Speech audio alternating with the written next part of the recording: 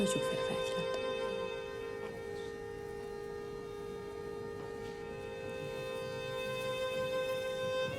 Le film commence par cette phrase parce que, quelque part, c'est le thème central du film.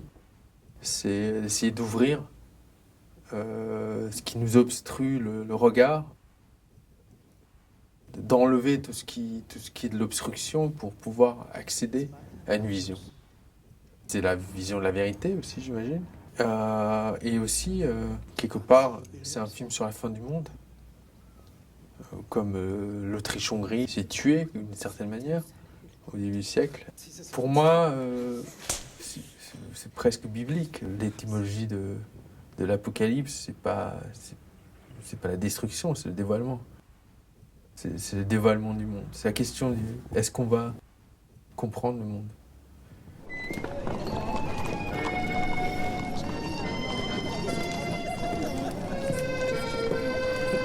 Le spectateur peut faire ce voyage avec un personnage principal qui n'a pas accès à toutes les informations. Et justement, Iris veut chercher la clé de tout ce qui se passe autour d'elle ou à l'intérieur d'elle-même, comme s'il y avait eu une seule clé. Dans ce film, c'est le frère, comme si le frère allait lui donner la possibilité de tout comprendre, par une manière presque magique d'opérer. Mais je pense que dans ce film, c'est beaucoup plus problématique, puisque les couches qui se montrent à elle, à chaque fois qu'elle ouvre un rideau, sont de plus en plus nombreuses, donc il y a une perspective d'obstruction.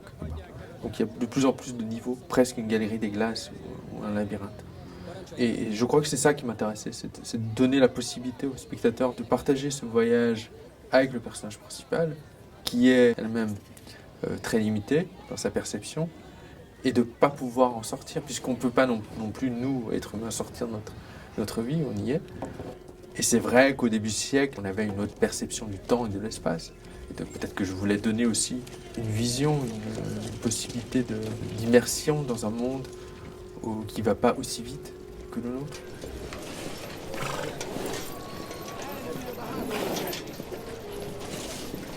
Ce film est un labyrinthe. Et c'est ce qui est le plus important, d'accepter pour le spectateur d'être à un moment donné perdu dans le film. On est dans le cerveau du personnage principal. Les deux films que j'ai faits sont sur cette fragilité du regard, sur le manque d'information, sur le fait que nous n'avons pas de point de vue divin. Et quelque part, je veux donner au spectateur cette possibilité de s'immerger dans le labyrinthe d'une personne. Et évidemment, ça m'intéresse de retrouver d'autres périodes qu'aujourd'hui, parce que le XXe siècle m'intéresse beaucoup et le sort des civilisations m'intéresse. Et je pense que le XXe siècle a énormément défini notre présent.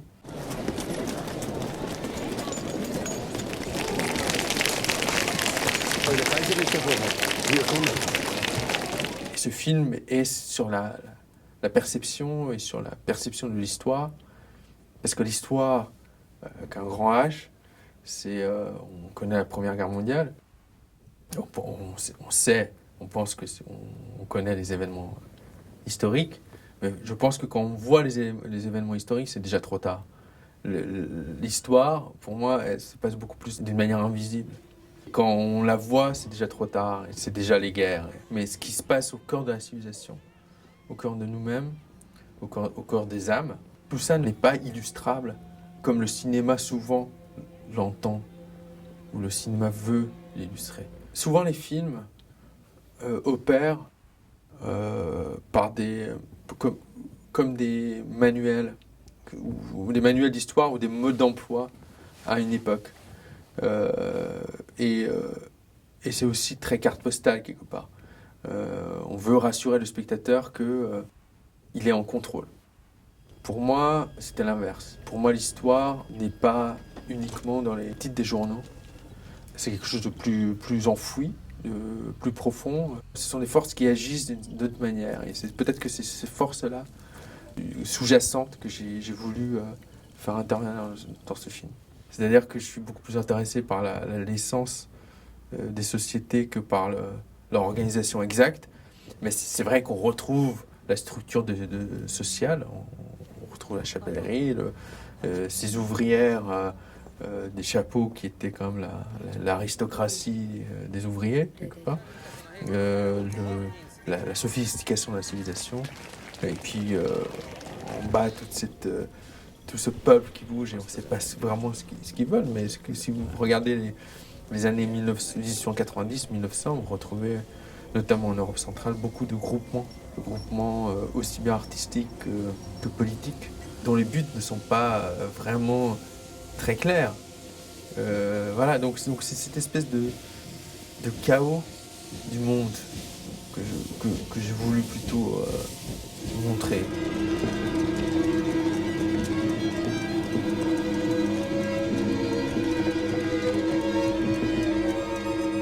On n'a pas accès à une psychologie simple. C'est beaucoup plus compliqué et aussi, d'une certaine manière, presque métaphysique. C'est pas du tout une jeune femme comme on la voit au début du film. Il y a déjà quelque chose, je pense, vers le milieu du film, qui intervient, qui commence à la rendre problématique. Et Iris, c'est notre propre regard qui devient problématique, et c'est d'une certaine manière, c'est notre propre voyage qui devient problématique, et c'est aussi la question du film. Jusqu'à quel point on peut accepter que cette jeune fille apporte la mort sur cette civilisation. Azt hiszem, van egy testvérem. Ha így volna, már tudna róla, nem? La quête du frère est centrale au film, mais c'est aussi c'est une histoire de double.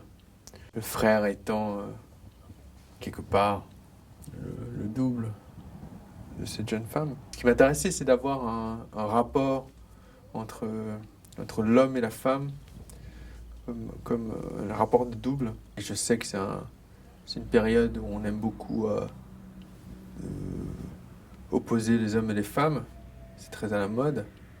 Mais je crois que justement, j'ai voulu voir les essences, comment elles se mélangeaient en l'humain, d'une manière beaucoup moins simpliste que ce qu'on veut bien croire.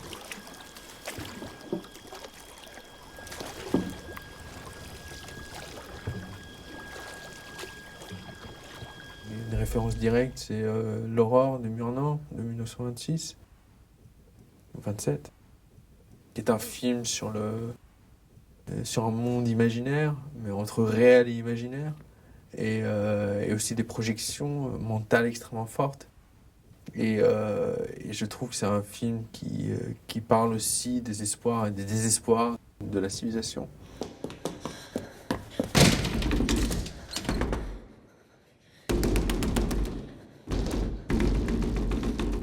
J'essaie de lutter contre la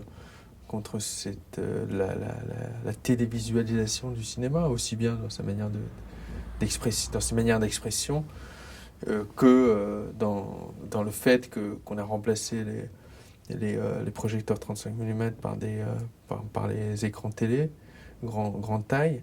Et c'est pas comme ça que le cinéma va pouvoir survivre, puisqu'on sait que Internet est en train de massacrer tout ce qui reste